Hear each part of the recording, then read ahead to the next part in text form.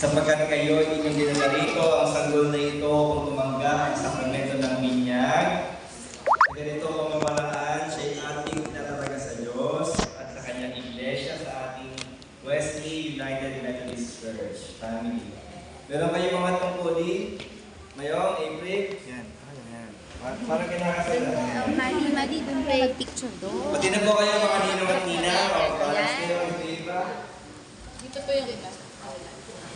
Yan, para balance. Yan. Tungkulin ninyo, mga magulang, kayo, April, yung ninang.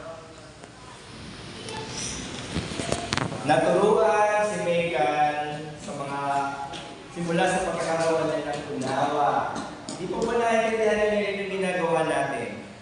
Pero maganda, kahit hindi pa niya ito naiintindihan, naniniwala ako marami siyang magiging alaala. Samantalang siya ay maliit pa, baby pa, siya ay dinadala ng kanyang mga magulang sa ating Panginoon sa church.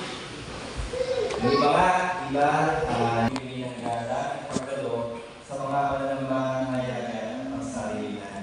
Ito yung ating sama-sama pagsamba, pero meron din ang sarili na personal na worship.